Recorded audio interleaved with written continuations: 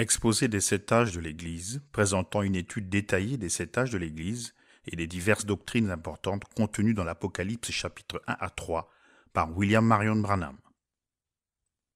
Introduction.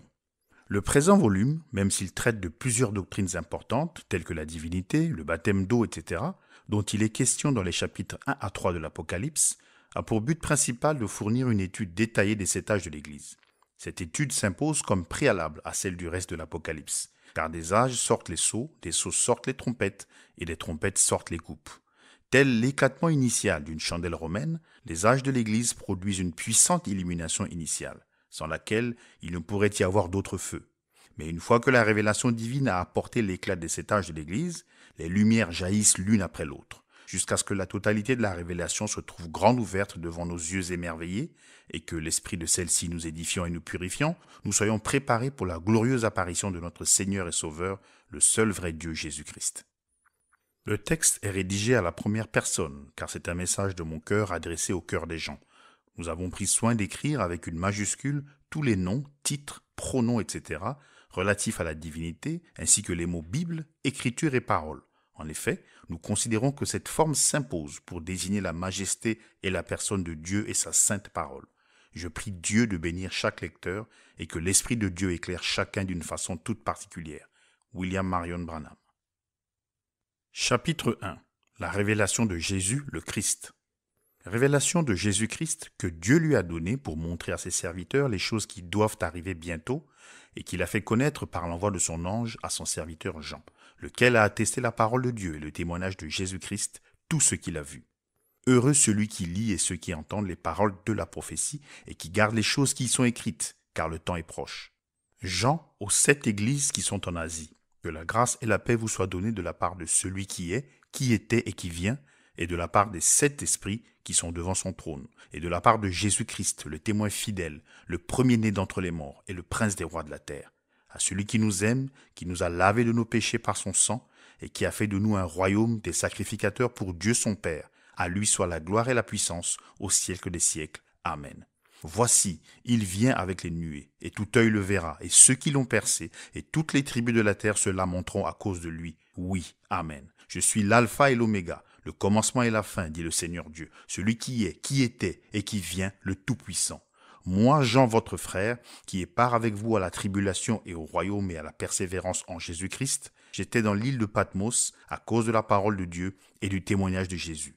Je fus ravi en esprit au jour du Seigneur, et j'entendis derrière moi une voix forte, comme le son d'une trompette, qui disait « Je suis l'alpha et l'oméga, le premier et le dernier. Ce que tu vois, écris-le dans un livre et envoie-le aux 7 églises, à Éphèse, à Smyrne, à Pergame, à Thyatire, à Sardes, à Philadelphie et à Laodicée. » Je me retournai pour connaître quelle était la voix qui me parlait. Et après m'être retourné, je vis 7 chandeliers d'or, et au milieu des 7 chandeliers, quelqu'un qui ressemblait au Fils de l'homme, vêtu de longues robes et ayant une ceinture d'or sur la poitrine. Sa tête et ses cheveux étaient blancs comme de la laine blanche, comme de la neige. Ses yeux étaient comme une flamme de feu. Ses pieds étaient semblables à de l'airain ardent, comme s'il eût été embrasé dans une fournaise. Et sa voix était comme le bruit de grandes eaux. Il avait dans sa main droite 7 étoiles. De sa bouche sortait une épée aiguë à 2 tranchants, et son visage était comme le soleil lorsqu'il brille dans sa force. Quand je le vis, je tombai à ses pieds comme mort. Il posa sur moi sa main droite en disant « Ne crains point, je suis le premier et le dernier, et le vivant. J'étais mort et voici, je suis vivant au siècle des siècles. Je tiens les clés de la mort et du séjour des morts. Écris donc les choses que tu as vues, et celles qui sont et celles qui doivent arriver après elles. Le mystère des 7 étoiles que tu as vues dans ma main droite et des 7 chandeliers d'or. Les 7 étoiles sont les anges des 7 églises, et les 7 chandeliers sont les 7 églises. » Introduction au chapitre 1er. Apocalypse 1, 1 à 3. Révélation de Jésus-Christ que Dieu lui a donnée pour montrer à ses serviteurs les choses qui doivent arriver bientôt, et qu'il a fait connaître par l'envoi de son ange à son serviteur Jean, lequel a attesté la parole de Dieu et le témoignage de Jésus-Christ, tout ce qu'il a vu. Heureux celui qui lit et ceux qui entendent les paroles de la prophétie et qui gardent les choses qui y sont écrites, car le temps est proche. L'écrivain, et non l'auteur, de ce livre est l'apôtre Jean. Les historiens s'accordent à dire qu'il a passé la fin de sa vie à Éphèse, bien qu'au moment de la rédaction de ce livre, il se trouvait sur l'île de Patmos. Ce livre n'est pas la biographie de Jean, mais la révélation de Jésus-Christ dans les futurs âges de l'Église. Au verset 3, il est appelé une prophétie, et c'est bien ce qu'il est. On a coutume de désigner ce livre comme l'Apocalypse de Jean, ce qui est incorrect. C'est la révélation de Jésus-Christ donnée à Jean pour les chrétiens de tous les âges. C'est le seul de tous les livres de la Bible à avoir été écrit par Jésus lui-même, par le moyen de son apparition en personne à un écrivain. C'est le dernier livre de la Bible. Cependant, il annonce le commencement et la fin des dispensations de l'Évangile. Or, le mot grec traduit par révélation, c'est apocalypse, qui a le sens de dévoiler. Ce dévoilement s'illustre parfaitement par l'exemple d'un sculpteur qui dévoile son œuvre statuaire, l'exposant ainsi au regard.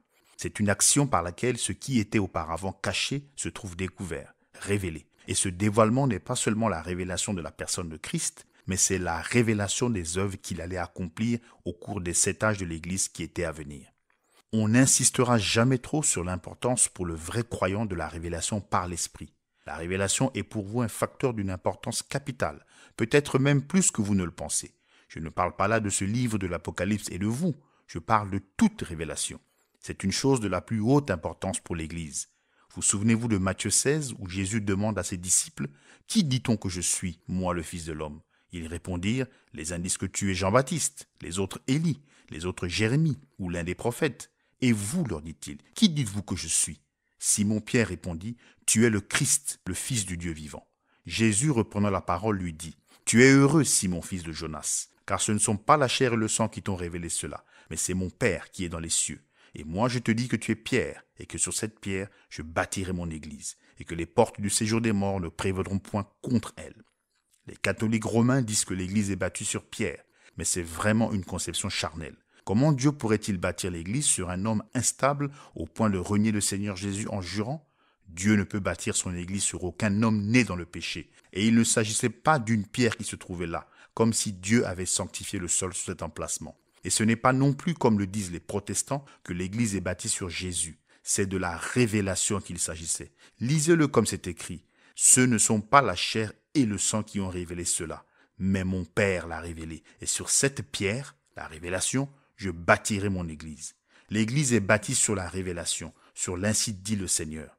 Comment Abel a-t-il su ce qu'il devait faire pour offrir le sacrifice qu'il convenait d'offrir à Dieu ?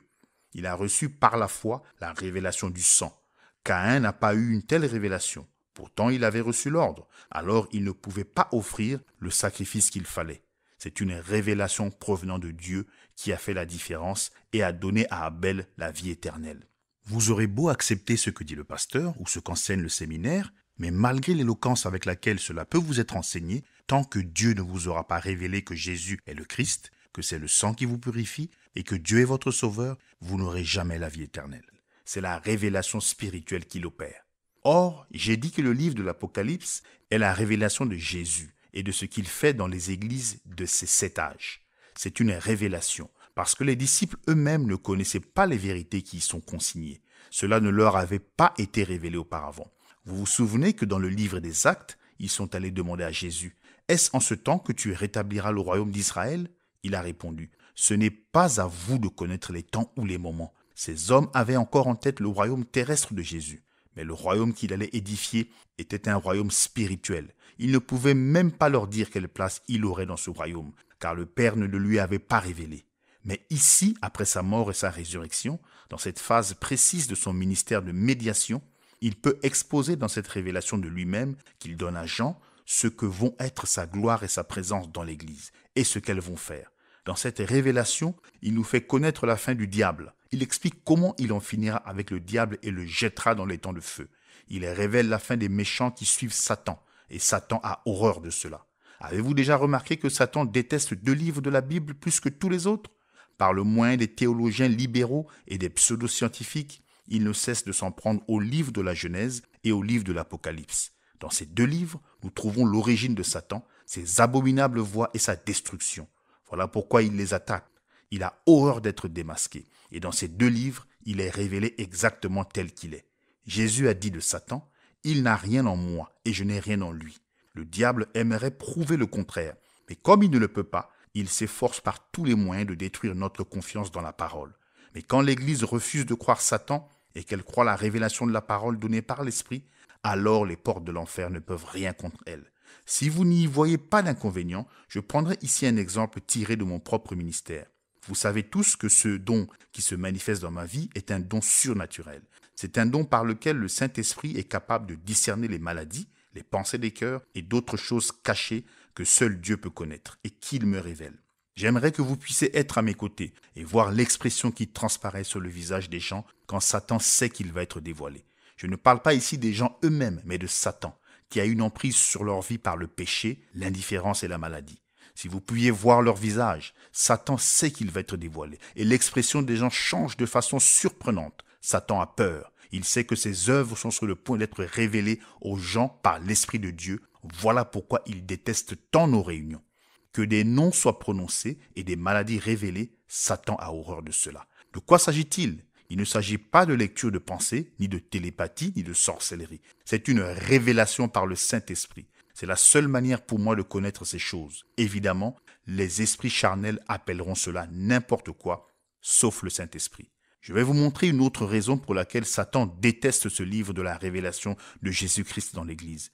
Il sait que Jésus-Christ est le même hier, aujourd'hui et pour toujours, et qu'il ne change pas. Il en sait bien plus là-dessus que n'en savent 90% des théologiens. Il sait que puisque Dieu est immuable dans sa nature, il est tout aussi immuable dans ses voies. Satan sait donc pertinemment que l'Église originelle de la Pentecôte, avec la puissance de Dieu, Marc 16 en action, est la véritable Église que Jésus déclare être la sienne.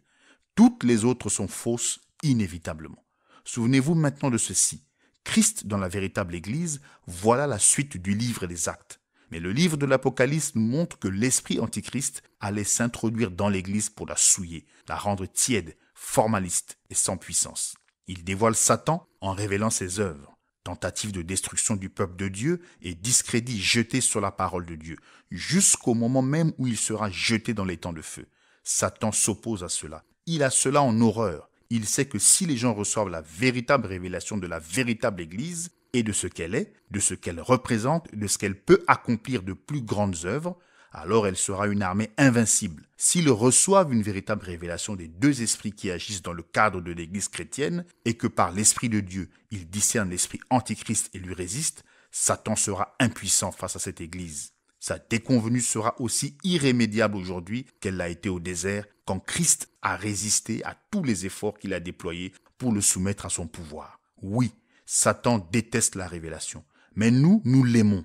Si la véritable révélation habite nos vies, les portes de l'enfer ne pourront pas prévaloir contre nous, mais nous prévendrons contre elles. Vous vous en souvenez, j'ai dit au début de ce message que ce livre que nous étudions est en fait la révélation de Jésus lui-même dans l'Église et de son œuvre dans les âges à venir.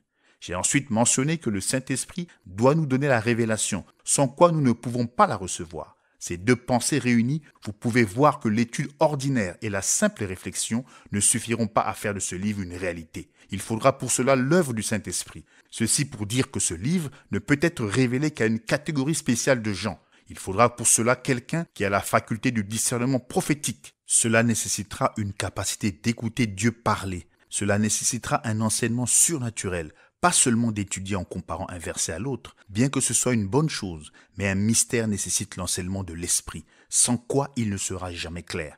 Combien nous avons besoin d'écouter Dieu parler et de nous ouvrir en nous abandonnant à l'esprit pour entendre et pour connaître. Comme je l'ai déjà dit, ce livre, l'Apocalypse, est l'accomplissement final des Écritures. Même dans le canon biblique, il est placé à la fin, exactement là où il doit être. Vous comprenez maintenant pourquoi il est dit que quiconque le lit ou même entend ce qui y est dit est béni. C'est la révélation de Dieu qui vous donne autorité sur le diable. Et vous comprenez pourquoi ceux qui y ajouteraient ou en retrancheraient quelque chose seraient maudits. Il en est nécessairement ainsi, car qui pourrait ajouter ou enlever quelque chose à la révélation parfaite de Dieu tout en ayant la victoire sur l'ennemi ? C'est aussi simple que cela. Et rien ne peut prévaloir avec autant de puissance que la révélation de la parole. Voyez, au verset 3, une bénédiction est prononcée sur ceux qui accordent une attention particulière à ce livre. Je pense qu'il y a ici une référence à l'habitude qu'avaient les sacrificateurs de l'Ancien Testament de lire la parole devant l'assemblée le matin. Voyez-vous, comme beaucoup de gens ne savaient pas lire, le sacrificateur devait leur faire la lecture. Du moment que c'était la parole, la bénédiction était là. Qu'importe si c'était lu ou entendu. Le temps est proche. Auparavant, le temps n'était pas proche. Dans la sagesse et le plan de Dieu, cette puissante révélation, bien qu'entièrement connue de Dieu, n'avait pas pu être apportée jusque-là. Aussi, découvrons-nous immédiatement un principe. La révélation de Dieu pour chaque âge ne peut venir que dans l'âge en question et à un moment précis. Considérez l'histoire d'Israël. La révélation de Dieu à Moïse n'est venue qu'à un moment précis de l'histoire, et même plus précisément au moment où les gens criaient à Dieu. Jésus lui-même, qui était la révélation complète de la divinité, n'est venu que lorsque les temps ont été accomplis. Et dans cet âge-ci, celui de Laodicée, la révélation de Dieu viendra au temps fixé. Elle ne faillira pas et elle ne sera pas prématurée non plus. Réfléchissez à cela et tenez-en bien compte, car nous sommes aujourd'hui au temps de la fin. La salutation. Apocalypse 1, 4 à 6. Jean, aux 7 églises qui sont en Asie.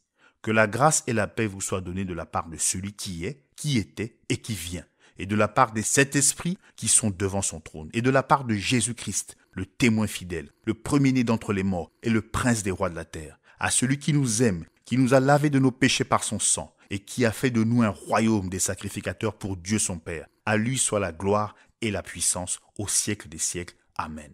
Ce mot Asie désigne en fait l'Asie mineure. C'est un petit territoire dont les dimensions avoisinent celles de l'État d'Indiana. Ces 7 églises ont été choisies parmi toutes les autres églises à cause de leurs caractéristiques, qui allaient se retrouver dans les âges successifs des siècles plus tard. Les 7 esprits qui sont devant le trône sont l'esprit qui était dans chacun des 7 messagers, qui leur donnait leur ministère pour l'âge dans lequel chacun d'eux vivait. Or, toutes ces expressions, celui qui est, celui qui était, qui vient, témoin fidèle, premier-né d'entre les morts, prince des rois de la terre, l'alpha et l'oméga et le tout-puissant, sont les titres et des descriptifs d'une seule et même personne, le Seigneur Jésus-Christ, qui nous a lavés de nos péchés dans son propre sang. L'Esprit de Dieu, dans Jean, utilise ces termes pour exprimer la divinité suprême de Jésus-Christ et pour révéler la divinité que Dieu est un seul. Aujourd'hui, une erreur grossière accourt qui consiste à croire qu'il y a 3 dieux au lieu d'un. Cette révélation, telle que Jésus lui-même l'a donnée à Jean, corrige cette erreur. Ce n'est pas qu'il y ait 3 dieux, mais un seul Dieu avec 3 fonctions.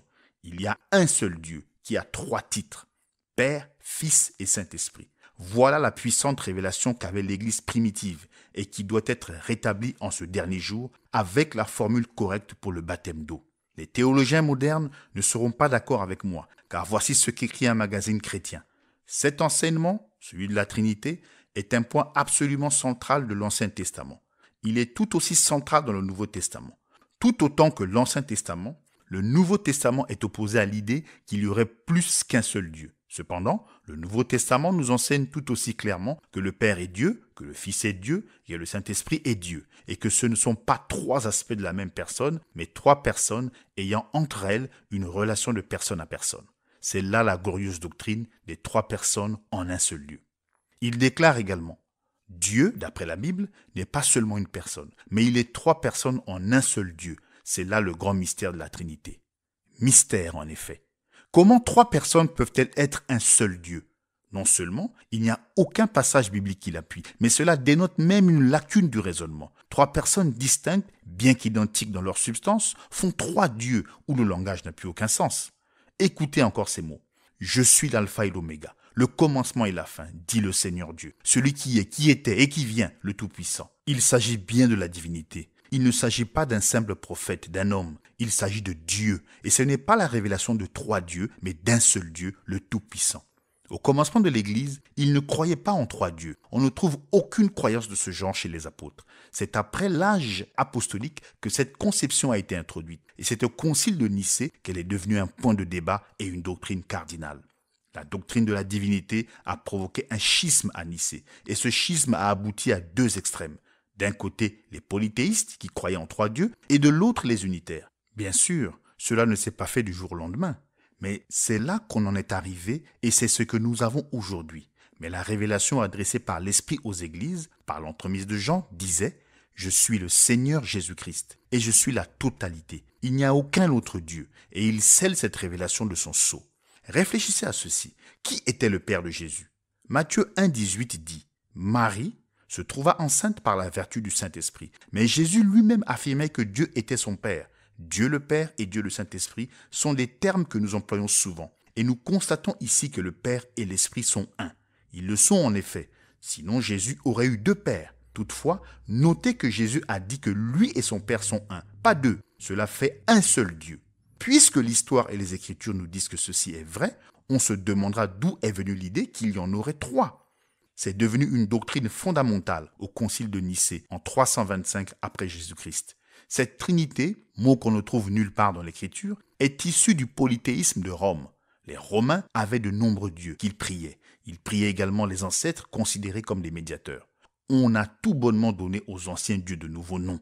Et ainsi, on a des saints, pour avoir l'air plus proche de la Bible. Par conséquent, au lieu de Jupiter, Vénus, Mars, etc., nous avons Paul, Pierre, Fatima, Christophe et bien d'autres. Comme leur religion païenne ne pouvait pas s'accommoder d'un seul Dieu, ils l'ont partagé en trois et ils ont fait des saints leurs intercesseurs comme ils l'avaient fait auparavant de leurs ancêtres. Depuis lors, les gens ne voient plus qu'il n'y a qu'un seul Dieu qui a trois fonctions ou manifestations. Ils savent que selon l'Écriture, il n'y a qu'un Dieu, mais ils essaient d'accréditer la théorie chimérique selon laquelle Dieu serait comme une grappe de raisin. Trois personnes ayant la même divinité, partagée également par chacun. Mais ici, dans l'Apocalypse, il est dit clairement que Jésus est celui qui est, celui qui était et celui qui vient. Il est l'alpha et l'oméga, ce qui signifie qu'il est de A à Z, c'est-à-dire la totalité. Il est tout, le Tout-Puissant. Il est la rose de Saron, le lys de la vallée, l'étoile brillante du matin, le germe juste, le Père, le Fils et le Saint-Esprit. Il est Dieu, le Dieu Tout-Puissant, un seul Dieu. 1 Timothée 3,16 dit « Et sans contredit, le mystère de la piété est grand. Dieu a été manifesté en chair, justifié par l'Esprit, vu des anges, prêché aux nations, cru dans le monde, élevé dans la gloire. » Voilà ce que dit la Bible. Ici, elle ne dit rien d'une première, d'une deuxième ou d'une troisième personne. Elle dit que Dieu a été manifesté en chair, un seul Dieu, et ce Dieu unique a été manifesté en chair. La question devrait donc être réglée. Dieu est venu sous une forme humaine. Il n'était pas pour autant un autre Dieu. Il était Dieu, le même Dieu. C'était une révélation à l'époque et c'est une révélation maintenant. Un seul Dieu. Reprenons la Bible pour voir ce qu'il était au commencement, d'après la révélation qu'il a donnée de lui-même. Le grand Jéhovah apparaissait à Israël dans une colonne de feu, ange de l'alliance. Il demeurait dans cette colonne de feu et conduisait Israël jour après jour. Au temple, il annonçait sa venue par une grande nuée. Puis un jour, il a été manifesté dans un corps né d'une vierge qui était préparé pour lui. Le Dieu qui avait eu sa demeure au-dessus des tentes d'Israël avait maintenant revêtu une tente de chair et il avait sa demeure parmi les hommes, étant en forme d'homme. Mais il était le même Dieu. La Bible enseigne que Dieu était en Christ. Le corps était Jésus. En lui demeurait toute la plénitude de la divinité, corporellement. Rien ne peut être plus clair que cela. Mystère, oui, et pourtant vrai. Cela ne peut pas être plus clair. Donc, s'il n'était pas trois personnes à l'époque, il ne peut pas être trois personnes maintenant. Un seul Dieu, et ce même Dieu a été fait chair. Jésus a dit, « Je suis sorti de Dieu et je retourne à Dieu. » Jean 16, 27, 28. C'est exactement ce qui est arrivé. Il a disparu de la terre par sa mort, sa mise au tombeau, sa résurrection et son ascension. Ensuite, Paul l'a rencontré sur le chemin de Damas. Il a parlé à Paul et lui a dit « Saul, Saul, pourquoi me persécutes-tu » Paul a dit « Qui es-tu, Seigneur » Il lui a répondu « Je suis Jésus ». Il était une colonne de feu, une lumière aveuglante. Il avait repris cette forme exactement comme il avait dit qu'il allait le faire. Il avait repris la forme qu'il avait avant de revêtir un tabernacle de chair. C'est exactement comme cela que Jean a vu la chose. Jean 1, 18. Personne n'a jamais vu Dieu. Le Fils unique qui est dans le sein du Père est celui qui l'a fait connaître. Remarquez où Jean dit que Jésus est. Il est dans le sein du Père. Luc 2, 11 dit « C'est qu'aujourd'hui, dans la ville de David, il vous est né un sauveur, qui est le Christ, le Seigneur. Il est né le Christ, et 8 jours après, quand il a été circoncis, il a été appelé Jésus, comme l'ange leur avait dit. Je suis né Branham. À ma naissance, on m'a donné le nom de William. Il était Christ, mais il lui a été donné un nom ici-bas, parmi les hommes. Cette demeure que les hommes voyaient de l'extérieur s'appelait Jésus. Il était le Seigneur de gloire, le Tout-Puissant, manifesté dans la chair. Il est Dieu le Père, Fils et Saint-Esprit. Il est tout cela. Père, Fils et Saint-Esprit ne sont que des titres. Ce ne sont pas des noms. C'est pourquoi nous baptisons au nom du Seigneur Jésus-Christ, car c'est un nom, pas un titre. C'est le nom de ces titres, tout comme on prend un bébé, un nouveau-né qui est fils, pour lui donner un nom. Un bébé, c'est ce qu'il est. Fils, c'est le titre. Ensuite, vous lui donnez un nom. Jean-Henri Lebrun. Il ne suffit pas de baptiser au nom de Jésus. Il y a des milliers de Jésus dans le monde. Et il y en avait même avant Jésus notre Sauveur. Mais il n'y en a qu'un parmi eux qui soit né comme étant le Christ, Seigneur Jésus-Christ. Des gens disent que Jésus est le Fils éternel de Dieu. N'est-ce pas là une contradiction? Qui a jamais entendu parler d'un Fils qui soit éternel? Les fils ont un commencement, mais ce qui est éternel n'a pas eu de commencement. Il est le Dieu éternel, Jéhovah, manifesté dans la chair. Dans l'évangile de Jean, il est dit: au commencement était la parole, et la parole était avec Dieu, et la parole était Dieu. Et la parole a été faite chair, et elle a habité parmi nous. Il était le témoin fidèle et véritable de la parole éternelle du Père. Il était prophète et pouvait dire ce que le Père le chargeait de dire. Il a dit: mon Père est en moi. C'est là ce qu'a dit Jésus, le tabernacle. Mon Père est en moi. Dieu a beaucoup de titres. Notre justice, notre paix, toujours présent. Père, Fils et Saint-Esprit. Mais il n'a qu'un seul nom humain, et ce nom c'est Jésus. Ne soyez pas embrouillés par le fait qu'il a 3 fonctions, ou qu'il se manifeste de 3 façons. Sur terre, il était prophète. Au ciel, il est le sacrificateur. Et quand il revient sur terre, il est roi des rois. Celui qui était, c'est-à-dire Jésus le prophète. Celui qui est, c'est-à-dire lui, le souverain sacrificateur, qui intercède, qui peut compatir à nos faiblesses. Qui vient, c'est-à-dire le roi qui vient. Sur terre, il était la parole, le prophète. Moïse a dit de lui: l'Éternel votre Dieu vous suscitera un prophète comme moi, et celui qui n'écoutera pas les paroles de ce prophète sera exterminé du milieu du peuple. Notez les faits suivants au sujet de Jésus. Sur terre, il était prophète, agneau et fils. Il n'était pas 3 pour autant. Ce n'étaient que des manifestations ou des fonctions de la même personne, Jésus. Or, il y a un passage de l'Écriture qui, à la faveur des Trinitaires, qui pensent qu'ils prouvent leur idée selon laquelle il y a en fait plus qu'une personne dans la divinité. C'est Apocalypse 5, 6 à 8. Et je vis au milieu du trône et des 4 êtres vivants, et au milieu des vieillards, un agneau qui était là, comme immolé. Il avait 7 cornes et 7 yeux, qui sont les 7 esprits de Dieu envoyés par toute la terre. Il vint, et il prit le livre de la main droite de celui qui était assis sur le trône. Quand il eut pris le livre, les 4 êtres vivants et les 24 vieillards se prosternèrent devant l'agneau, tenant chacun une harpe et des coupes d'or remplies de parfums, qui sont les prières des saints. En effet, ces versets pris isolément sembleraient leur donner raison. Je dis bien s'ils sont pris isolément. Cependant, lisez Apocalypse 4, 2 et 3 et 9 à 11. Aussitôt, je fus ravi en esprit. Et voici, il y avait un trône dans le ciel, et sur ce trône, quelqu'un était assis. Celui qui était assis avait l'aspect d'une pierre de jaspe et de sardoine, et le trône était environné d'un arc-en-ciel semblable à de l'émeraude. Quand les êtres vivants rendent gloire et honneur et action de grâce à celui qui est assis sur le trône, à celui qui vit au siècle et des siècles, les 24 vieillards se prosternent devant celui qui est assis sur le trône, et ils adorent celui qui vit au siècle des siècles, et ils jettent leur couronne devant le trône en disant: tu es digne, notre Seigneur et notre Dieu, de recevoir la gloire et l'honneur et la puissance. Car tu as créé toutes choses, et c'est par ta volonté qu'elles existent et qu'elles ont été créées. Remarquez bien qu'au verset 2, il est dit que quelqu'un, pas 2, pas 3, mais un, était assis sur le trône. Au verset 3, il est dit que celui, pas ceux, qui étaient assis avaient l'aspect d'une pierre de jaspe. Au verset 9, il est dit que les êtres vivants rendent honneur à celui, pas ceux. Au verset 10, il est dit que les vieillards se prosternent devant celui, pas ceux. Au verset 11, il est dit qu'ils criaient: tu es digne, notre Seigneur, pas nos seigneurs. Il est également dit, au verset 11, que celui qui était sur le trône était le Créateur, qui est Jésus, Jean 1, 3, qui est le Dieu Esprit Jéhovah de l'Ancien Testament, Genèse 1, 1. Mais ne nous arrêtons pas là. Lisez maintenant Apocalypse 3, 21. Celui qui vaincra, je le ferai asseoir avec moi sur mon trône, comme moi j'ai vaincu et me suis assis avec mon Père sur son trône. Lisez aussi Hébreux 12, 2. Ayant les regards sur Jésus, le chef et le consommateur de la foi, qui, en vue de la joie qui lui était réservée, a souffert la croix, méprisé l'ignominie et s'est assis à la droite du trône de Dieu. Remarquez que, d'après Jésus lui-même, qui a écrit l'Apocalypse, il s'est assis avec le Père.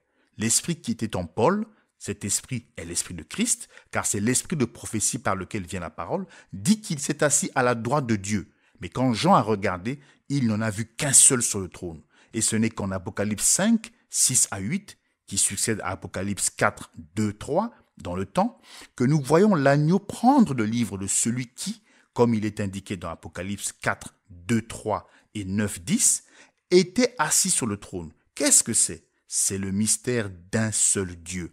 Lui, Jésus, est sorti de Dieu. Il a été manifesté dans la chair. Il est mort et est ressuscité. Et il est retourné dans le sein du Père. Comme Jean le dit, le Fils unique qui est dans le sein du Père et celui qui l'a fait connaître. Jean 1, 18.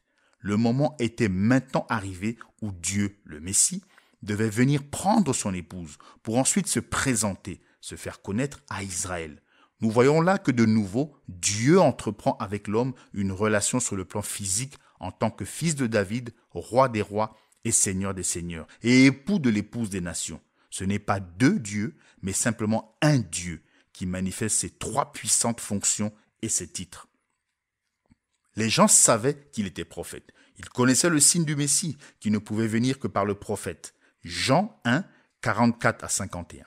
Philippe était de Bethsaïda, de la ville d'André et de Pierre. Philippe rencontra Nathanaël et lui dit « Nous avons trouvé celui de qui Moïse a écrit dans la loi et dont les prophètes ont parlé, Jésus de Nazareth, fils de Joseph. » Nathanaël lui dit « Peut-il venir de Nazareth quelque chose de bon ?»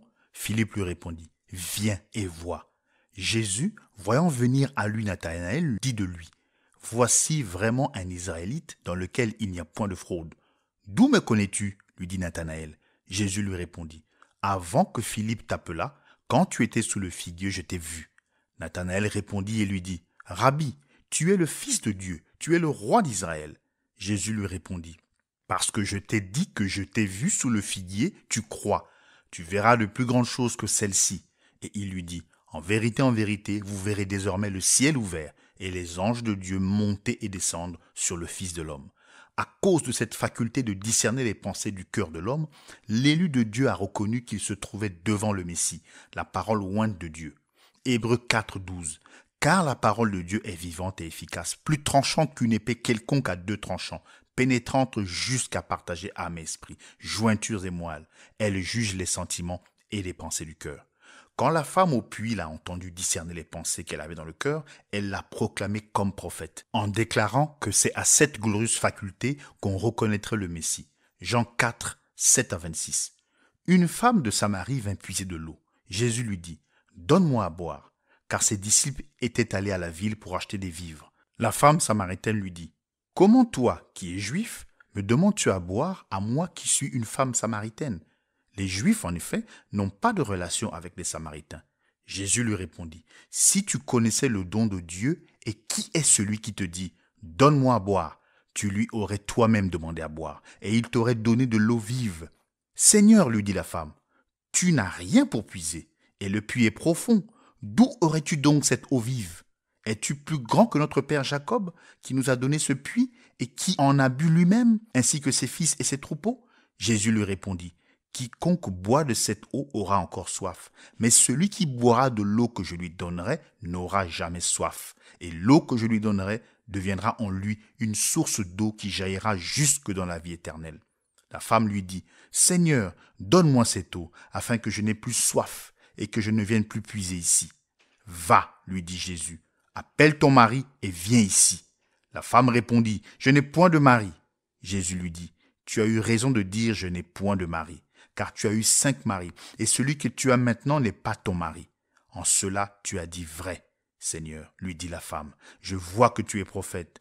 Nos pères ont adoré sur cette montagne, et vous dites-vous que le lieu où il faut adorer est à Jérusalem. Femme, lui dit Jésus, crois-moi, l'heure vient où ce ne sera ni sur cette montagne, ni à Jérusalem que vous adorerez le Père. Vous adorez ce que vous ne connaissez pas. Nous adorons ce que nous connaissons, car le salut vient des Juifs. Mais l'heure vient, et elle est déjà venue, où les vrais adorateurs adoreront le Père en esprit et en vérité, car ce sont là les adorateurs que le Père demande. Dieu est esprit, et il faut que ceux qui l'adorent en esprit et en vérité. La femme lui dit, « Je sais que le Messie doit venir, celui qu'on appelle Christ. Quand il sera venu, il nous annoncera toutes choses. » Jésus lui dit, « Je le suis, moi qui te parle. » Dans Apocalypse 15, 3, il est dit, « Et il chante le cantique de Moïse, le serviteur de Dieu, et le cantique de l'agneau en disant, « Tes œuvres sont grandes et admirables, Seigneur Dieu Tout-Puissant. Tes voies sont justes et véritables, Roi des saints. » Voyez-vous, l'agneau, le souverain sacrificateur qui présente son sang sur le propitiatoire comme expiation pour nos péchés, est le Seigneur Dieu Tout-Puissant. C'est là sa fonction présente. C'est ce qu'il fait actuellement. Il intercède en présentant son sang pour nos péchés. Mais un jour, cet agneau deviendra le lion de la tribu de Juda. Il viendra avec gloire et puissance pour prendre autorité et régner comme roi. Il est le roi qui viendra régner sur cette terre. Évidemment, ceci ne veut pas dire qu'il n'est pas roi maintenant. En effet, il est notre roi, le roi des saints. En ce moment, c'est un royaume spirituel. Celui-ci n'appartient pas au système de ce monde. Tout comme nous ne sommes pas de ce monde. C'est pour cela que nous n'agissons pas comme le monde. Nous sommes citoyens du ciel. Nous reflétons l'esprit du monde, de notre nouvelle naissance, dont le roi est Jésus. Voilà pourquoi nos femmes ne portent pas de vêtements d'homme, qu'elles ne se coupent pas les cheveux et qu'elles n'utilisent pas tous ces produits de maquillage et autres qui sont tellement prisés dans le monde. Voilà pourquoi nos hommes ne boivent pas, ne fument pas et ne vivent pas dans le péché. Notre domination est une domination sur le péché et cette domination est appliquée par le pouvoir de l'Esprit de Christ qui habite en nous. Tous les royaumes de la terre vont être mis en pièces, mais le nôtre subsistera. Nous venons de parler des fonctions et des manifestations du seul vrai Dieu, et nous avons contemplé sa gloire par une étude de l'Écriture, mais on ne peut pas le connaître intellectuellement, c'est spirituellement qu'on le connaît, par une révélation spirituelle. Celui-là même qui, selon la chair, était connu comme Jésus, est redevenu la colonne de feu, mais il a promis qu'il reviendrait pour habiter parmi son peuple par l'Esprit. Et le jour de la Pentecôte, cette colonne de feu est descendue et s'est séparée en langue de feu sur chacun d'eux. Qu'est-ce que Dieu faisait? Il se répartissait dans l'Église en donnant à tous ces hommes et femmes une partie de lui-même. Il s'est réparti dans son Église, tout comme il avait dit qu'il le ferait. Jean 14, 16 à 23. Et moi, je prierai le Père, et il vous donnera un autre consolateur, afin qu'il demeure éternellement avec vous, l'Esprit de vérité, que le monde ne peut recevoir, parce qu'il ne le voit point et ne le connaît point. Mais vous le connaissez, car il demeure avec vous, et il sera en vous. Je ne vous laisserai pas orphelin, je viendrai à vous. Encore un peu de temps, et le monde ne me verra plus, mais vous me verrez, car je vis et vous vivrez aussi. En ce jour-là, vous connaîtrez que je suis en mon Père, que vous êtes en moi et que je suis en vous. Celui qui a mes commandements et qui les garde, c'est celui qui m'aime, et celui qui m'aime sera aimé de mon Père. Je l'aimerai et je me ferai connaître à lui. Jude, non pas l'Iscariote, lui dit, « Seigneur, d'où vient que tu te feras connaître à nous et non au monde ?» Jésus lui répondit, « Si quelqu'un m'aime, il gardera ma parole, et mon Père l'aimera. Nous viendrons à lui, et nous ferons notre demeure chez lui. » Il a dit qu'il prierait le Père, qui enverrait un autre consolateur qui était déjà avec eux, les disciples, mais pas en eux.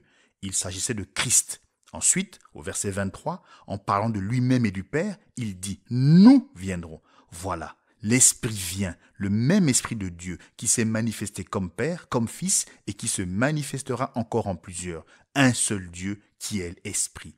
C'est pourquoi personne ne pourra jamais venir dire que le Saint-Homme, c'est un pape ou que le Saint-Homme, c'est un évêque ou un prêtre. Le Saint-Homme, c'est Christ, le Saint-Esprit en nous.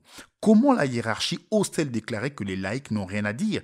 Chacun a quelque chose à dire, chacun a un travail, chacun a un ministère. Le Saint-Esprit est venu à la Pentecôte et s'est réparti sur chacun afin que s'accomplisse ce que Christ a dit. En ce jour-là, vous connaîtrez que je suis en mon Père, que vous êtes en moi et que je suis en vous. Jean 14, 20. Le grand je suis, le Dieu tout-puissant, est venu comme esprit pour remplir sa véritable Église. Il est en droit d'agir là où bon lui semble et sur qui il veut. Nous n'établissons pas quelques hommes saints parmi nous, mais la véritable assemblée du Seigneur tout entière est sainte, à cause de la présence du Saint-Esprit. C'est lui, le Saint-Esprit, qui est saint, et non l'assemblée par elle-même. Voici donc la révélation. Jésus-Christ est Dieu. Le Jéhovah de l'Ancien Testament est le Jésus du Nouveau. Vous aurez beau faire, vous ne pourrez pas prouver qu'il y a trois dieux. Mais il vous faut aussi une révélation par le Saint-Esprit pour comprendre la vérité qu'il est un. Il faut une révélation pour voir que le Jéhovah de l'Ancien Testament est le Jésus du Nouveau. Satan s'est sournoisement introduit dans l'Église et a rendu les gens aveugles à cette vérité. Et une fois qu'ils y ont été aveuglés, il n'a pas fallu longtemps avant que l'Église de Rome cesse de baptiser au nom du Seigneur Jésus-Christ. Je reconnais qu'il faut une vraie révélation du Saint-Esprit pour voir la vérité au sujet de la divinité, en ces jours où tant de saintes écritures ont été falsifiées. Mais l'Église victorieuse, la triomphante, est bâtie sur la révélation. Nous pouvons donc nous attendre à ce que Dieu nous révèle sa vérité. Vous n'avez toutefois pas besoin de révélation pour le baptême d'eau. C'est déjà là, en plein devant vous.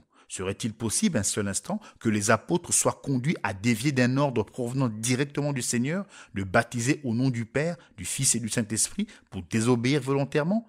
Ils savaient bien quel était le nom et il n'y a aucun passage de l'Écriture où ils aient baptisé autrement que dans le nom du Seigneur Jésus-Christ. Le simple bon sens vous dira que le livre des Actes, c'est l'Église en action et que s'il baptisait de cette manière, c'est ainsi qu'il faut baptiser. Et si vous trouvez cette déclaration trop forte, que dites-vous de celle-ci?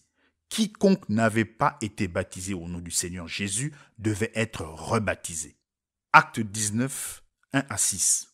Or, il arriva, comme Apollos était à Corinthe, que Paul, après avoir traversé les contrées supérieures, vint à Éphèse. Ayant trouvé de certains disciples, il leur dit: Avez-vous reçu l'Esprit Saint après avoir cru? Et ils lui dirent: Mais nous n'avons même pas ouï dire si l'Esprit Saint est. Et il dit: De quel baptême donc avez-vous été baptisés? Et ils dirent: Du baptême de Jean. Et Paul dit: Jean a baptisé du baptême de la repentance, disant au peuple qu'ils crussent en celui qui venait après lui, c'est-à-dire en Jésus. Et ayant ouï ces choses, ils furent baptisés pour le nom du Seigneur Jésus. Et Paul leur ayant imposé les mains, l'Esprit Saint vint sur eux, et ils parlèrent en langue et prophétisèrent. Nous y voilà. Ces braves gens, à Éphèse, avaient entendu parler du Messie qui devait venir. Jean l'avait prêché. Ils avaient été baptisés en repentance de leurs péchés en s'attendant à croire à Jésus, à l'avenir. Mais maintenant, c'était le moment de regarder en arrière vers Jésus, qui était venu, et d'être baptisé pour la rémission des péchés. C'était le moment de recevoir le Saint-Esprit. Et quand ils ont été baptisés au nom du Seigneur Jésus-Christ, Paul leur a imposé les mains, et le Saint-Esprit est venu sur eux. Oh, ces braves gens d'Éphèse étaient d'excellentes personnes. Si quelqu'un était en droit de se sentir en sécurité, c'était bien eux. Remarquez jusqu'où ils étaient parvenus. Ils en étaient arrivés jusqu'à pouvoir accepter le Messie qui devait venir. Ils étaient prêts à le recevoir. Mais ne voyez-vous pas que, malgré cela, ils l'avaient manqué? Il était venu et il était reparti. Ils avaient besoin d'être baptisés au nom du Seigneur Jésus-Christ. Ils avaient besoin d'être remplis du Saint-Esprit. Si vous avez été baptisé au nom du Seigneur Jésus-Christ, Dieu vous remplira de son esprit. C'est la parole. Acte 19, 6 que nous avons lu était l'accomplissement d'Acte 2, 38. Repentez-vous et que chacun de vous soit baptisé au nom de Jésus-Christ pour le pardon de vos péchés et vous recevrez le don du Saint-Esprit. Vous voyez, Paul, par le Saint-Esprit, a dit exactement ce que Pierre avait dit par le Saint-Esprit. Et ce qui a été dit ne peut pas être changé. Cela doit rester la même chose depuis la Pentecôte jusqu'à ce que le tout dernier élu ait été baptisé. Galates 1, 8. Mais quand un ange du ciel annoncerait un autre évangile que celui que nous vous avons prêché, qu'il soit anathème. Mais quelques-uns d'entre vous, les unitaires, baptisent de la mauvaise manière. Vous baptisez pour la régénération, comme si le fait d'être immergé dans l'eau vous sauvait. La régénération ne vient pas par l'eau, elle est une œuvre de l'Esprit. L'homme qui, par le Saint-Esprit, a donné l'ordre « Repentez-vous » et que chacun de vous soit baptisé au nom du Seigneur Jésus, n'a pas dit que l'eau régénère. Il a dit que c'était seulement le témoignage d'une bonne conscience envers Dieu. Rien de plus. 1 Pierre 3, 21. Cette eau était une figure du baptême qui n'est pas la purification des souillures du corps, mais l'engagement d'une bonne conscience envers Dieu et qui maintenant vous sauve, vous aussi, par la résurrection de Jésus-Christ. Je le crois. Si quelqu'un a l'idée erronée que l'histoire prouve qu'il faut baptiser d'eau autrement qu'au nom du Seigneur Jésus-Christ, je lui conseillerais d'étudier l'histoire pour voir par lui-même. Voici le récit authentique d'un baptême qui a eu lieu à Rome en l'an 100 de notre ère et qui a été reproduit dans le magazine Time du 5 décembre 1955. Le diacre leva la main et Publius Decius entra par la porte du baptistère. Debout, dans l'eau jusqu'à la ceinture, se tenait Marcus Vasca, le marchand de bois. Il souriait, tandis que Publius avançait près de lui dans l'eau du bassin. « Crédis » lui demanda-t-il. « Credo » répondit Publius. « Je crois que mon salut vient de Jésus, le Christ, qui fut crucifié sous Ponce Pilate. Je suis mort avec lui, afin d'avoir avec lui la vie éternelle. » Il sentit alors des bras musclés qui le soutenaient, tandis qu'il se laissait tomber en arrière dans le bassin. Il entendit près de son oreille la voix de Marcus. « Je te baptise au nom du Seigneur Jésus. » Et l'eau froide se referma sur lui. En ce temps-là, et jusqu'à ce que la vérité soit perdue, c'est-à-dire au concile de Nicée, on avait toujours baptisé au nom du Seigneur Jésus-Christ. Cette vérité perdue ne devait revenir qu'au dernier âge, soit au début de notre siècle, mais elle est revenue. Satan ne peut pas empêcher la révélation de paraître quand l'Esprit veut la donner. Oui, s'il y avait 3 dieux, vous pourriez bien baptiser pour un Père, un Fils et un Saint-Esprit. Mais la révélation donnée à Jean était qu'il y a un seul Dieu et que son nom est Seigneur Jésus-Christ et que l'on baptise pour un Dieu et un seul. C'est pour cela que Pierre a baptisé comme il l'a fait à la Pentecôte. Il devait être fidèle à la révélation qui était. Que toute la maison d'Israël sache donc avec certitude que Dieu a fait à la fois Seigneur et Christ, ce Jésus que vous avez crucifié. Le voilà, le Seigneur Jésus-Christ. Si Jésus est à la fois Seigneur et Christ, alors, lui Jésus, il est et ne peut pas être autre chose que Père, Fils et Saint-Esprit en une seule personne manifestée dans la chair. Ce n'est pas Dieu en 3 personnes, Trinité bénie, mais un seul Dieu, une seule personne qui a 3 titres principaux avec 3 fonctions qui manifestent ces titres. Écoutez-le de nouveau. Ce même Jésus est à la fois Seigneur et Christ. Le Seigneur, le Père, et le Christ, le Saint-Esprit, sont Jésus, car lui Jésus, il est les deux, à la fois Seigneur et Christ. Si nous ne pouvons pas voir là la véritable révélation de la divinité, nous ne la verrons jamais. Le Seigneur n'en est pas un autre. Le Christ n'en est pas un autre. Ce Jésus est le Seigneur Jésus-Christ, un seul Dieu. Un jour, Philippe dit à Jésus, « Seigneur, montre-nous le Père, et cela nous suffit. » Jésus lui dit, « Il y a si longtemps que je suis avec toi, et tu ne m'as pas connu. Celui qui m'a vu a vu le Père.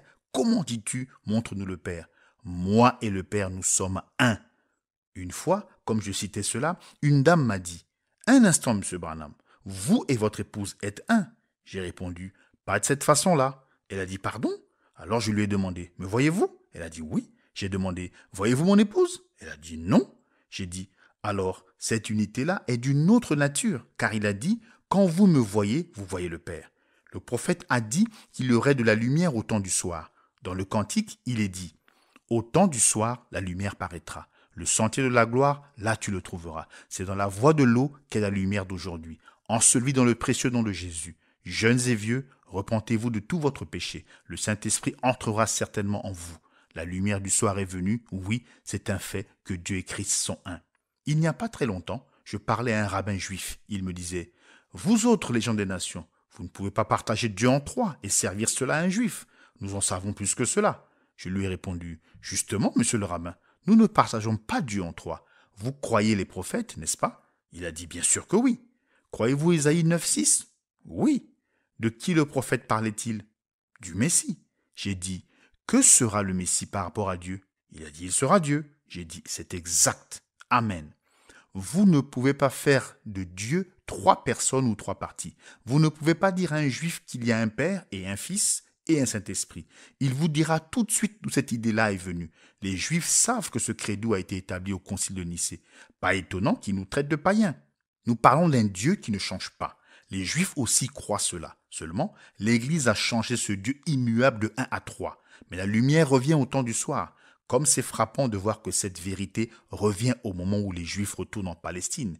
Dieu et Christ sont un. Ce Jésus est à la fois Seigneur et Christ.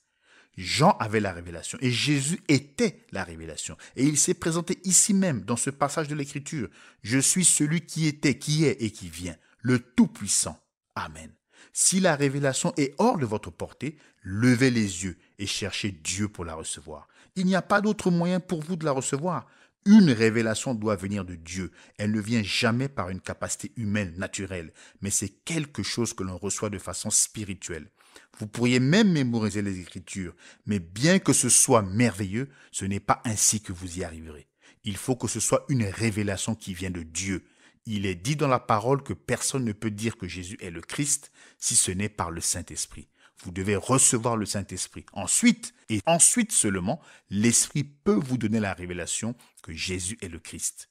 Dieu le oint. Personne ne connaît les choses de Dieu, sauf l'Esprit de Dieu et celui à qui l'Esprit de Dieu les révèle. Il nous faut demander à Dieu la révélation plus que toute autre chose au monde. Nous avons accepté la Bible, nous avons accepté les glorieuses vérités qui s'y trouvent. Cependant, pour la plupart des gens, elle n'est toujours pas réelle, parce qu'il n'y a pas de révélation par l'Esprit. La parole n'a pas été vivifiée. La Bible dit, dans 2 Corinthiens 5, 21, que nous sommes devenus la justice de Dieu par notre union avec Jésus-Christ. Saisissez-vous? Elle dit que Nous sommes la justice même de Dieu lui-même en étant en Christ. Elle dit que lui, Jésus, est devenu péché pour nous. Elle ne dit pas qu'il est devenu pécheur, mais qu'il est devenu péché pour nous, afin que par notre union avec lui, nous devenions la justice de Dieu. Si nous acceptons le fait, et il nous faut l'accepter, qu'il est littéralement devenu péché pour nous en se substituant à nous, alors nous devons aussi accepter le fait que par notre union avec lui, nous sommes devenus la justice même de Dieu. Rejeter l'un, c'est rejeter l'autre. Accepter l'un, c'est accepter l'autre. Nous savons bien que la Bible dit cela. On ne peut pas le nier. Mais il en manque la révélation. Le fait n'est pas réel pour la plupart des enfants de Dieu. C'est un bon verset de la Bible sans plus. Mais il doit être rendu vivant pour nous. Pour cela, il en faudra la révélation. Je vais ajouter quelque chose ici qui va à la fois vous étonner et vous aider. Il n'y a guère d'érudits qui ne croient pas que le Nouveau Testament original était en grec. Tous nos grands érudits, en ce qui concerne la Bible, ont dit que Dieu a donné au monde 3 grandes nations avec 3 grands apports à la cause de l'Évangile. Il nous a donné les Grecs, qui ont donné une langue universelle.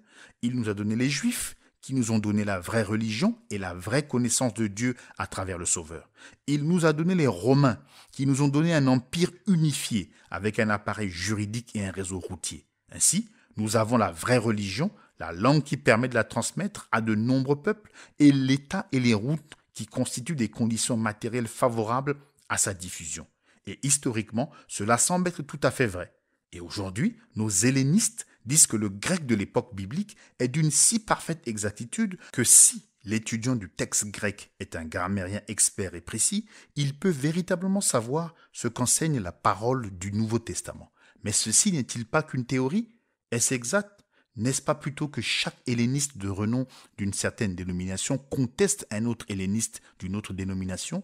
Et n'est-ce pas que leurs arguments sont fondés sur des mots grecs identiques et des règles de grammaire identiques? Assurément, c'est vrai. Déjà à l'âge de Pergame, juste avant le concile de Nicée de l'an 325, 2 grands érudits, Arius et Athanase, se sont enfermés dans un affrontement doctrinal au sujet d'un mot grec. Leur débat est devenu si intense et si universel que les historiens ont dit que le monde était divisé sur une diphtongue, le son de 2 voyelles en une seule syllabe. Or, si le grec est à ce point parfait et prévu par Dieu, pourquoi un tel débat? Certainement, Dieu n'avait pas prévu que nous devrions tous connaître le grec. Aujourd'hui encore, on se dispute au sujet du grec. Prenons par exemple le livre Radiographie de l'Église paralysée du Christ du docteur Macrossan. L'auteur s'appuie sur de nombreuses citations de plusieurs illustres spécialistes de la grammaire grecque pour fonder sa conviction. Comme quoi, les règles immuables de la grammaire grecque prouvent de façon concluante que la Bible enseigne qu'on est baptisé du Saint-Esprit après la nouvelle naissance. Puis il déclare carrément que les femmes peuvent prêcher, car prophétiser signifie prêcher. Mais a-t-il convaincu d'autres hellénistes aussi qualifiés que lui? Jamais. Il vous suffit de lire ce que disent les érudits qui défendent l'avis opposé en citant des passages bien étudiés. Or, non seulement ce que je viens de dire est vrai, mais nous allons faire un pas de plus. Aujourd'hui, nous avons des érudits qui déclarent que les manuscrits originaux étaient écrits en araméen, qui était la langue de Jésus et des gens de son époque. Ils affirment que les gens ne s'exprimaient pas oralement et par écrit en grec, comme on le croit si souvent. Et il faut reconnaître que nos historiens sont divisés sur cette question. Par exemple, le docteur Scofield, un brillant spécialiste, s'appuie sur ses recherches pour fonder sa conviction que le Nouveau Testament a été écrit dans la variante populaire du grec de l'époque. Il démontre admirablement bien ce point de vue en s'appuyant sur les divers documents dont il dispose. Par contre, nous avons un autre éminent spécialiste, le docteur Lamza, qui lui est convaincu que le Nouveau Testament a été écrit en araméen. Et c'est nul autre que Toynbee, le brillant historien, qui appuie son opinion selon laquelle l'araméen, et non le grec, était la langue du peuple, ce qui laisse à penser que le Nouveau Testament peut avoir d'abord été écrit en araméen. Cependant, avant de nous inquiéter outre mesure de cette question, lisons la version du roi Jacques, de même que la traduction du docteur Lamza. Nous constatons avec joie que les 2 versions, chose étonnante, utilisent des termes identiques, de sorte qu'il n'y a pas en fait de différence de contenu ou de doctrine. Nous pouvons même conclure que Dieu a permis que ces manuscrits découverts récemment, ainsi que d'autres qui étaient déjà connus et qui viennent d'être publiés, nous arrivent pour prouver l'authenticité de ce que nous avions déjà. Nous voyons ainsi que, même si les traducteurs sont en désaccord entre eux, ce n'est pas le cas des manuscrits. Vous voyez maintenant qu'on ne peut pas fonder d'interprétation sur la connaissance profonde qu'a un spécialiste de la langue dans laquelle la Bible est écrite. Voici pourtant encore un dernier exemple, pour vous qui ne pouvez toujours pas le voir parce que votre esprit est voilé par la tradition. Nul doute que les scribes, les pharisiens et les grands érudits de l'an 33 après Jésus-Christ avaient une connaissance exacte des règles de grammaire et du sens des mots du texte de l'Ancien Testament. Cependant, malgré leur éblouissante connaissance, ils ont manqué la révélation de la parole promise de Dieu, manifestée dans le Fils. Il se trouvait présenté de la Genèse jusqu'à Malachie, des chapitres entiers étant consacrés à lui et à son ministère. Et pourtant, à part quelques-uns qui étaient éclairés par l'Esprit, ils l'ont totalement manqué. Nous en arrivons maintenant à une conclusion que nous avons déjà trouvée dans la parole. Bien que nous croyions qu'il est bon de chercher à obtenir les manuscrits les meilleurs et les plus anciens pour avoir la transcription la plus fidèle possible de la parole, nous ne trouverons jamais son sens véritable en étudiant et en comparant les Écritures, quelle que soit notre sincérité. Seule une révélation provenant de Dieu pourra le rendre clair. C'est exactement ce que dit Paul. Et nous en parlons, non avec des discours qu'enseigne la sagesse humaine, mais avec ceux qu'enseigne le Saint-Esprit. 1 Corinthiens 2,15. La véritable révélation, c'est quand Dieu interprète sa propre parole en confirmant ce qui est promis. Toutefois, que personne ne comprenne mal ce que j'ai dit et pense que je ne crois pas à l'exactitude de la parole telle que nous l'avons aujourd'hui. Je crois que cette Bible est exacte. Quand il était ici sur terre, Jésus a parfaitement établi l'authenticité de l'Ancien Testament. Et celui-ci a été composé exactement comme le Nouveau Testament que nous avons. Ne vous y trompez pas, nous avons la parole infaillible de Dieu aujourd'hui et que personne n'ose en retrancher ou y ajouter quelque chose. Mais il faut que le même esprit qu'il a donné nous l'enseigne. Oh, combien nous avons besoin de révélation par l'esprit. Nous n'avons pas besoin d'une nouvelle Bible, nous n'avons pas besoin d'une nouvelle traduction, bien que certaines soient excellentes. Et je ne suis pas contre, mais nous avons besoin de la révélation de l'Esprit.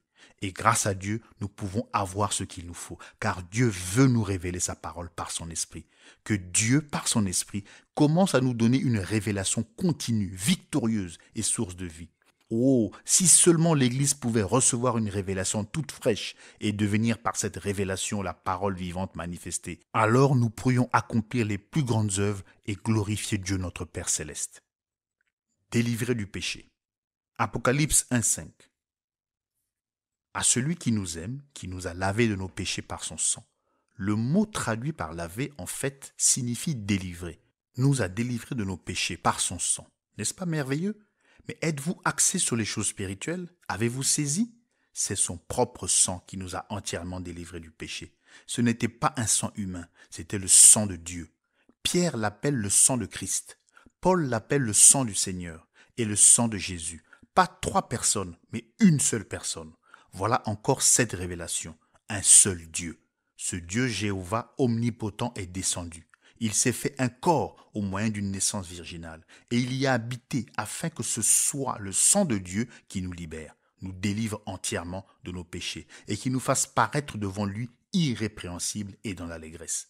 Voulez-vous un type de l'Ancien Testament? Retournons au Jardin d'Éden.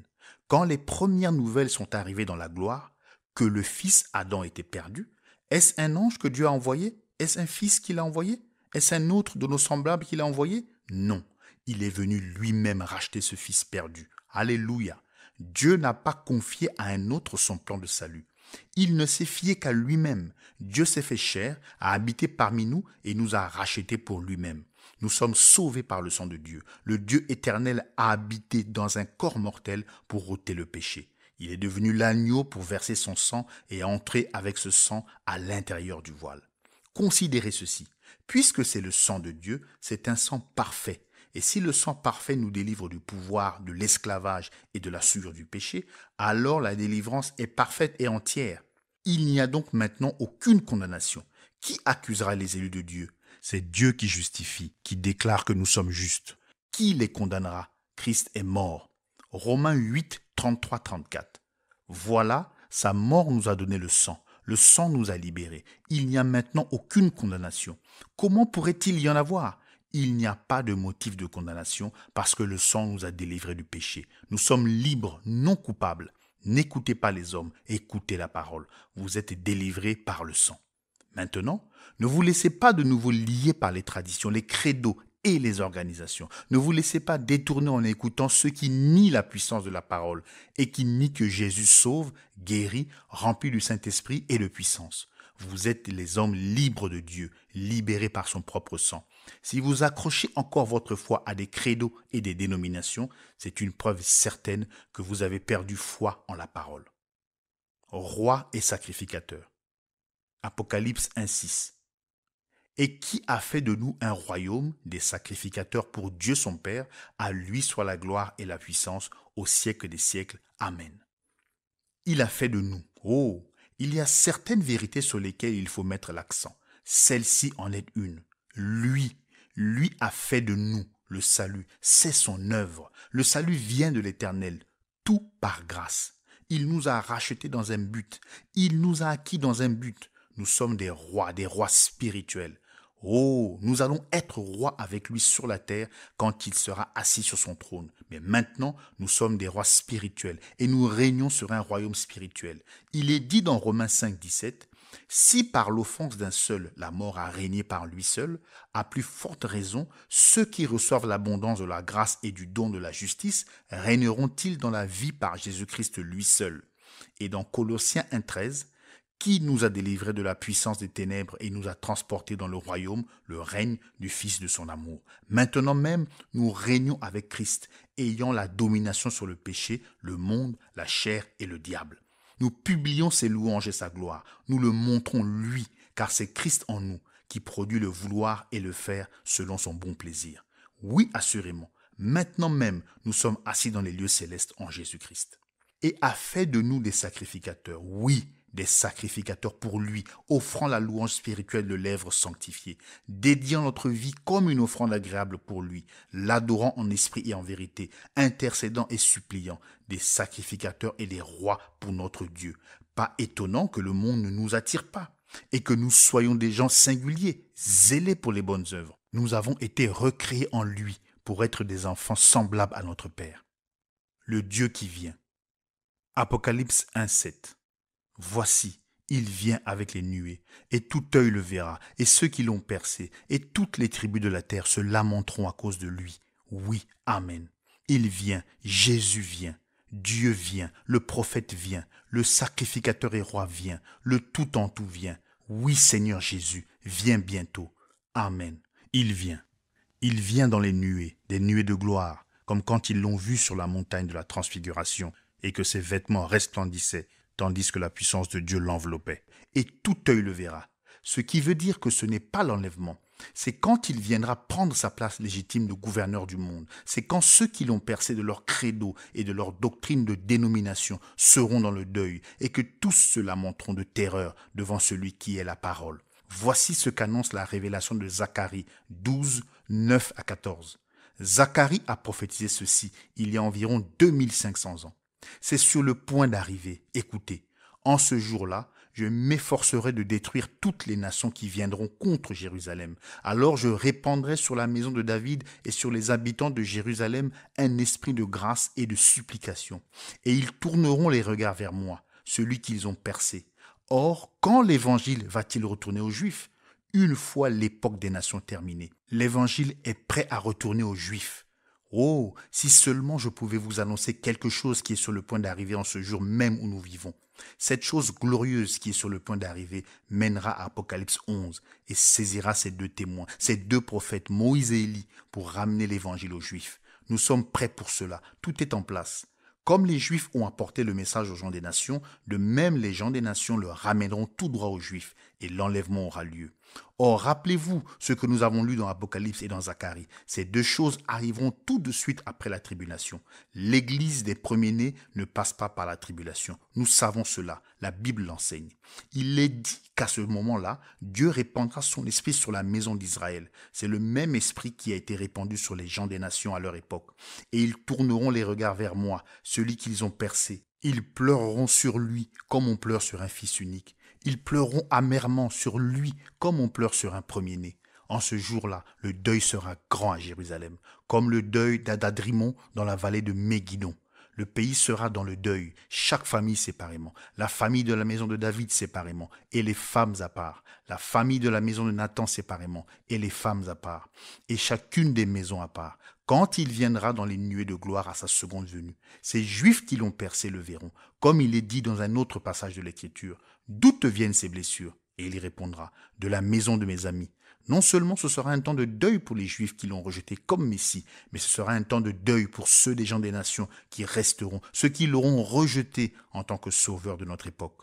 Il y aura des pleurs et des lamentations. Les vierges endormies se lamenteront. Elles représentent l'Église qui a refusé de recevoir l'huile, symbole du Saint-Esprit, dans sa lampe, symbole du corps, du vase de l'huile, jusqu'à ce qu'il soit trop tard. Cela ne veut pas dire qu'elles n'étaient pas des gens bien. Elles étaient vierges, ce qui signifie qu'elles étaient d'une haute moralité.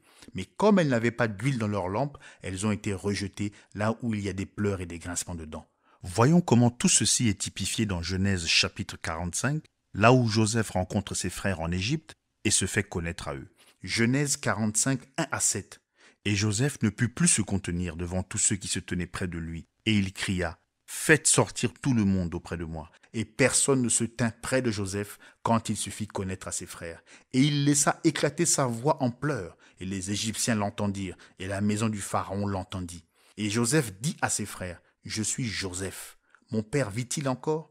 Et ses frères ne pouvaient lui répondre, car ils étaient troublés devant lui. Et Joseph dit à ses frères, « Approchez-vous de moi. » Et ils s'approchèrent, et il dit, « Je suis Joseph votre frère, que vous avez vendu pour l'Égypte. Et maintenant, ne soyez pas attristés, et ne voyez pas d'un œil chagrin que vous m'ayez vendu ici, car c'est pour la conservation de la vie que Dieu m'a envoyé devant vous.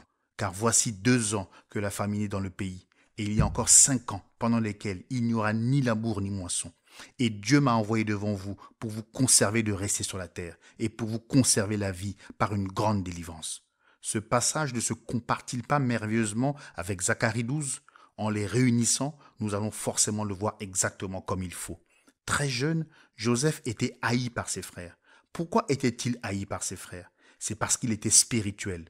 Il ne pouvait pas s'empêcher d'avoir ses visions, pas plus qu'il ne pouvait s'empêcher d'avoir des songes et d'interpréter. C'était en lui. Il ne pouvait pas manifester autre chose que ce qui était en lui. C'est pourquoi la haine de ses frères envers lui était sans cause. Mais il était le chéri de son père. Son père qui était prophète comprenait. Ceci nous donne un type parfait de Christ. Dieu le Père aimait le Fils, mais les frères, les scribes et les pharisiens le haïssaient parce qu'il pouvait guérir les malades, faire des miracles et prédire l'avenir, avoir des visions et les interpréter. Il n'y avait là aucune raison de le haïr, mais ils l'ont haï et comme les frères de Joseph, ils l'ont haï sans cause. Maintenant, rappelez-vous comment ces fils de Jacob ont traité Joseph. Ils l'ont jeté dans une fosse. Ils ont pris sa tunique de plusieurs couleurs que son père lui avait donnée et l'ont trempée dans le sang pour faire croire à son père que le garçon avait été tué par une bête. Ils l'ont vendu à des marchands d'esclaves qui l'ont emmené en Égypte où il a été revendu à un général. La femme de ce général l'a fait emprisonner à tort, mais après un certain temps, sa faculté de prophète lui a valu l'attention de Pharaon. Et il a été élevé à la droite de Pharaon avec une autorité telle que personne ne pouvait venir à Pharaon sans d'abord passer par Joseph. Examinons maintenant la vie de Joseph en Égypte, car c'est là que nous voyons en lui le type parfait de Christ. Pendant son séjour dans la maison du général, il est accusé faussement, puni et emprisonné sans cause, tout comme l'a été Jésus. Une fois en prison, il interprète le songe des chansons et celui du panetier qui sont emprisonnés avec lui. Les chansons retrouvent la vie, mais l'autre est condamné à mort.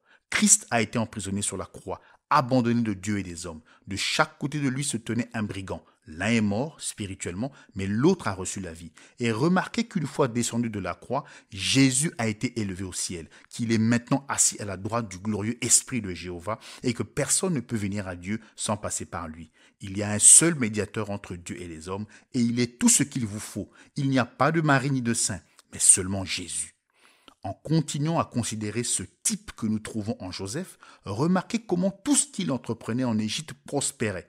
Son premier travail chez le général a prospéré, même la prison a prospéré. Quand Jésus reviendra, le désert s'épanouira comme une rose. Il est le fils de la prospérité. Tout comme aucun âge n'a jamais prospéré autant que celui où Joseph gouvernait, de même une période de bénédiction telle que le monde n'en a jamais connue viendra sur cette terre. Chacun de nous pourra s'asseoir sous son propre figuier et rire, se réjouir et vivre pour toujours dans sa présence. Dans sa présence, il y a plénitude de joie et à sa droite, délices éternelles. Gloire à Dieu. Et remarquez que partout où Joseph allait, on sonnait de la trompette pour annoncer son arrivée. Les gens criaient à genoux devant Joseph. Peu importe ce que l'homme était en train de faire, quand la trompette retentissait, il fléchissait le genou.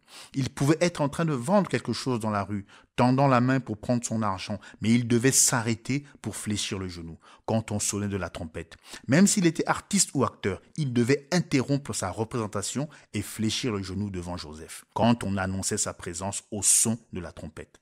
Et un de ces jours, tout ce qui est dans le temps s'arrêtera quand la trompette de Dieu retentira, que les morts en Christ ressusciteront et que poindra le matin éternel resplendissant de beauté. À ce moment-là, tout fléchira le genou, car il est écrit, c'est pourquoi aussi Dieu l'a souverainement élevé et lui a donné le nom qui est au-dessus de tout nom, afin qu'au nom de Jésus, tout genou fléchisse dans les cieux, sur la terre et sous la terre, et que toute langue confesse que Jésus-Christ est Seigneur, à la gloire de Dieu le Père. Philippiens 2, 9 à 11. Mais remarquez une autre glorieuse révélation dans ce type avec Joseph. Pendant qu'il était en Égypte, Joseph a reçu une épouse des nations qui lui a donné 2 fils, Éphraïm et Manassé. Joseph a demandé à son père de bénir les 2 garçons. Il les a placés devant Jacob. Manassé, le premier-né, à la droite de Jacob, et Éphraïm à sa gauche.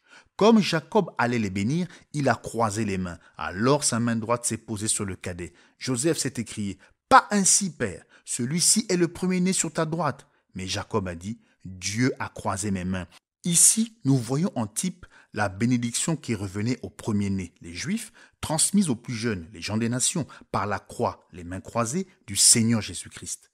La bénédiction vient par la croix. Galates 3, 13, 14.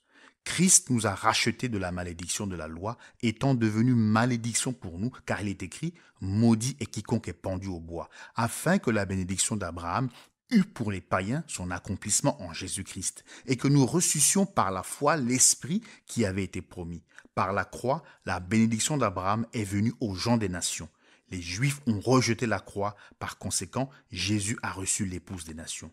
Revenons à l'histoire de Joseph, qui rencontre ses frères. Vous vous rappelez que tous les frères n'étaient pas venus.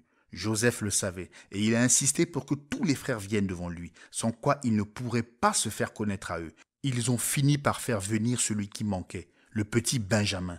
C'est le petit Benjamin, le frère réel de Joseph, qui a enflammé son âme.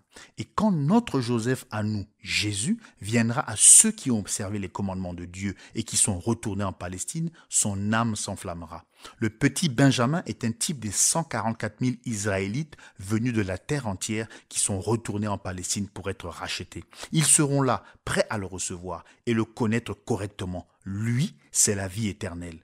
Ils diront: voici notre Dieu que nous attendions. Alors ils verront celui qu'ils ont percé, et dans leur désarroi ils s'écrieront: d'où te viennent ces affreuses blessures? Comment est-ce arrivé? Et ils se lamenteront et pleureront, chaque famille séparément, chacune séparément, accablée de tristesse. Mais où sera l'Église des nations pendant que Jésus se fera connaître à ses frères?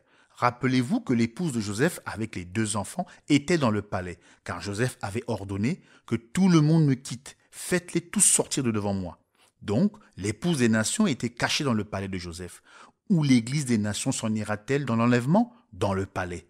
L'épouse sera enlevée de la terre. Avant la grande tribulation, elle sera enlevée à la rencontre du Seigneur dans les airs. Pendant 3 ans et demi, alors que la colère de la vengeance de Dieu se répandra, elle sera au glorieux souper des noces de l'agneau.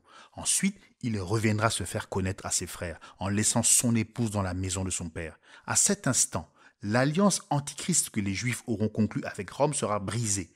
Rome et ses alliés enverront alors leurs troupes détruire les Juifs qui craignent Dieu et qui observent la parole. Mais comme ils s'en prendront à la ville pour la détruire, un signe apparaîtra dans les cieux de la venue du Fils de l'homme avec ses puissantes armées pour détruire ceux qui détruisent la terre. L'ennemi repoussé, Jésus viendra alors se présenter aux 144 000. Ayant vu sa puissante œuvre de salut, ils auront connu sa puissance. Mais en voyant ses blessures, sachant qu'ils l'avaient rejeté jusqu'alors, ils crieront, accablés de terreur et de crainte, tout comme l'ont fait jadis leurs frères devant Joseph, remplis de la crainte d'être tués. Mais comme disait Joseph, ne voyez pas la chose d'un œil chagrin, tout va bien. Dieu était là-dedans, il l'a fait pour sauver la vie. De même, Jésus leur exprimera paix et amour. Pourquoi les Juifs ont-ils rejeté Jésus? Dieu était là-dedans. C'était le seul moyen pour lui de faire sortir l'épouse des nations. Il est mort sur la croix pour sauver la vie de l'Église des nations. Or, ces 144 000 ne sont pas de l'épouse. Dans Apocalypse 14, 4, ils sont appelés des vierges et ils suivent l'agneau partout où il va. Le fait qu'ils ne se sont pas souillés avec des femmes montre que ce sont des eunuques. Matthieu 19, 12. Les eunuques étaient les gardiens des chambres nuptiales. Ils étaient des serviteurs. Remarquez qu'ils ne sont pas assis sur le trône, mais qu'ils sont devant le trône. Non, ils ne sont pas de l'épouse, mais ils seront dans le glorieux règne de 1000 ans. Nous voyons que quand ce dernier reste d'Israël aura été uni au Seigneur dans l'amour et que l'ennemi aura été détruit, Dieu préparera sa montagne sainte, son nouveau jardin d'Éden pour l'épouse et pour les serviteurs de l'époux et de l'épouse, pour la lune de miel de 1000 ans sur la terre. Comme Adam et Ève étaient dans le jardin et n'ont pas accompli les 1000 ans, maintenant, Jésus, notre dernier Adam, et son Ève, la véritable Église, accompliront tout le plan de Dieu. Oh, comme la Bible se répète! La scène de Joseph et de ses frères est sur le point de se répéter, car Jésus revient bientôt. Avant de quitter le type de Joseph, je voudrais encore attirer votre attention sur une chose au sujet de ce temps de la fin. Vous vous rappelez que quand Joseph se tenait devant ses frères, avant que Benjamin soit avec eux, il leur parlait par un interprète, même s'il connaissait bien l'hébreu. Il parlait à ses frères dans une autre langue. Saviez-vous que le premier âge des nations, la tête d'or, l'âge babylonien, s'est terminé avec un message en langue inconnue, écrit sur une muraille? Cet âge-ci se terminera de la même manière. L'abondance des langues à notre époque est encore une preuve que le temps des nations est terminé et que Dieu se tourne de nouveau vers Israël. Il vient bientôt, l'alpha et l'oméga, le prophète, sacrificateur et roi, le tout en tout. Le Seigneur Dieu des armées revient bientôt. Oui, Seigneur Jésus, seul et unique vrai Dieu, viens bientôt.